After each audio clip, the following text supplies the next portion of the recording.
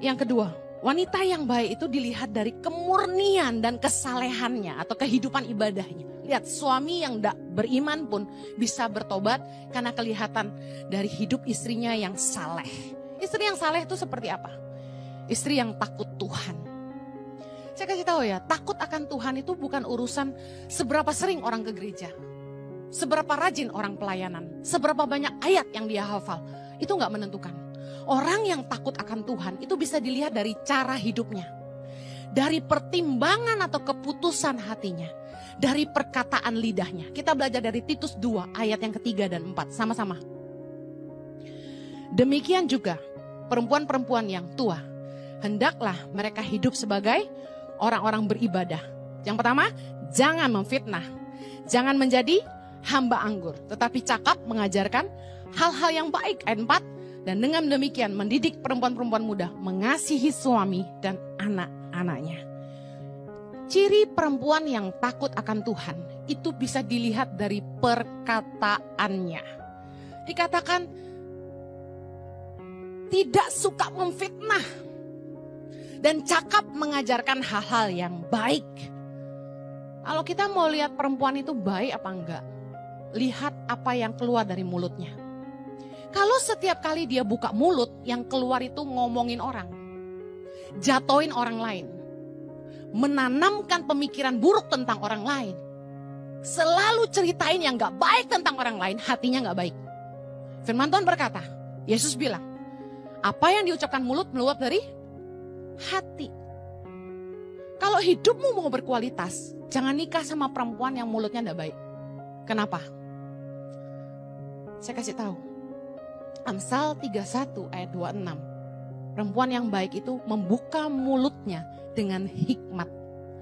Pengajaran yang lemah lembut ada di lidahnya. Penting cari istri yang perkataannya tuh penuh hikmat. Kenapa? Istri akan jadi suara di kepalamu. Coba lihat pembisik-pembisik laki-laki itu siapa? Perempuan. Memang suami adalah kepala. Istri, kalau leher sakit kepala bisa muter?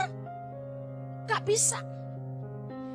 Kualitas hidupmu, kualitas pikiranmu tergantung dari siapa pembisikmu. Istri akan jadi suara di kepalamu dan ibu yang mendidik anak-anakmu. Kamu mau punya keturunan yang baik, istrimu haruslah jadi pendidik yang baik. Yang setuju katakan amin. Jangan cuma terpesona sama bodinya. Jangan terpesona aja sama wajahnya. Matanya belok, hidungnya mancung, bibirnya tipis, merah lagi kayak delima katanya gitu. Tapi perhatikan yang keluar dari mulutnya yang indah itu apa? Karena kebanyakan orang perkataannya gak seindah bibirnya. Penting banget kalau kita mau lihat orang itu takut sama Tuhan atau enggak. Dengerin omongannya. Capek loh punya istri yang ngomongannya selalu negatif. Karena firman Tuhan berkata, orang itu yang bisa patah semangatnya cuma gara-gara lidah. Saya pernah cerita tentang seorang suami yang bilang sama saya tentang mimpinya. Bu Heni, saya itu dari dulu pengen punya usaha kayak begini Bu Heni. Gak semangat. Kamu bisa lihat kalau orang tuh exciting tuh ngomongnya gimana ya. Tiba-tiba disamber kayak geledek sama istrinya. Halah, kamu mah gak bisa lah. Sukses gak suksesnya seorang laki-laki tergantung suara istrinya. Perempuan-perempuan yang pengen dapat jodoh cepat, ingat loh, persaingan ketat. Karena jumlah perempuan lebih banyak dari laki-laki. Jangan cuma dandan yang cantik, mulutmu harus baik. Hatimu harus bersih. Amen. Kalau mau perkataanmu baik, banyak baca firman. Supaya yang keluar dari mulutmu itu firman Tuhan. Hikmat itu lahir karena suka merenung firman. Ketika saya merenungkan firman Tuhan, tiba-tiba banyak hikmat yang mengalir. Itu yang saya khotbahkan. Saya suka dikritik sama anak saya. Mama tuh bacotnya gede banget. Your voice is too loud gitu, pakai bahasa Inggris. Saya bilang gini, it's okay to have a loud voice. At least my loud voice give food on your table. Gue terjemahin. Saya bilang gak apa-apa punya bacot gede. Yang penting bacot gede mama itu bisa ngasih kamu makan.